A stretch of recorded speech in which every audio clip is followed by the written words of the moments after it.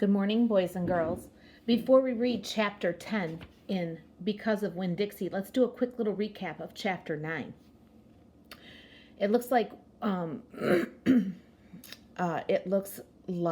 Opal was out for a little walk with Winn Dixie, and the Dunlap boys were out and about. They were a little spicy. And Winn Dixie took running off to this lady's house named Gloria Dump, and it sounds like everybody's kind of afraid of her. But Opal went up there to find Winn Dixie, and it kind of looks like they both like peanut butter sandwiches, and that Miss Dump isn't that bad of a person. So let's see what happens in chapter 10. I told Gloria Dump everything. I told her how me and the preacher had just moved to Naomi and how I had to leave all my friends behind. I told her about my mama leaving, and I listed out the 10 things that I knew about her, and I explained that here in Naomi, I missed Mama more than I ever had in Watley.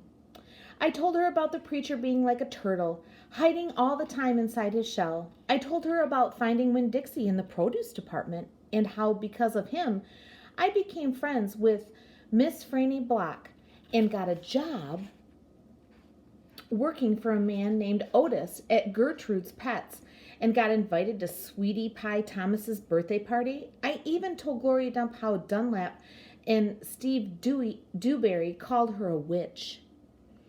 But I told her they were stupid, mean, bald-headed boys, and I didn't believe them, not for long anyway. And the whole time I was talking, Gloria Dump was just listening. She was nodding her head and smiling and frowning and saying, is that right? I could feel her listening with all her heart, and it felt so good. You know what, she said when I was all done? What?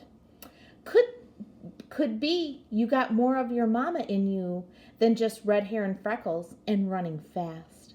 Really, I said. Like what? Like maybe you got her green thumb.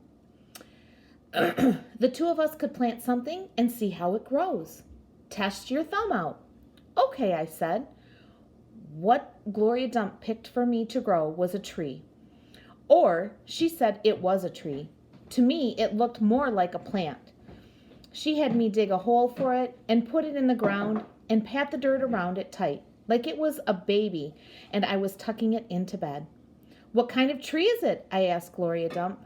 It's a wait-and-see tree, she said. What's that mean? It means you got to wait for it to grow up before you know what it is. Can I come back tomorrow and see you? I asked. Child, she said, as long as this is my garden, you're welcome in it. But that tree ain't gonna have changed much by tomorrow.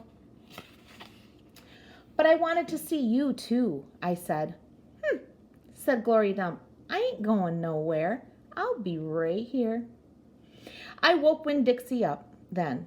He had peanut butter in his whiskers, and he kept yawning and stretching. He licked Gloria Dump's hand before we left, and I thanked her.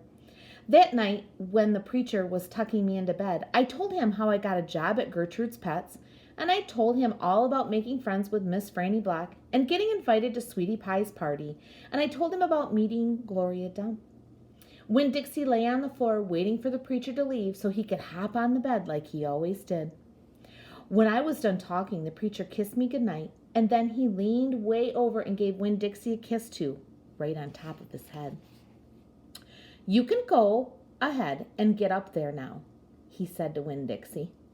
Winn Dixie looked at the preacher. He didn't smile at him, but he opened his mouth wide like he was laughing, like the preacher had just told him the funniest joke in the world, and this is what amazed me the most. The preacher laughed back. Winn Dixie hopped up on the bed, and the preacher got up and turned out the light. I leaned over to kiss Winn Dixie too, right on the nose. But he didn't notice. He was already asleep and snoring. Until tomorrow.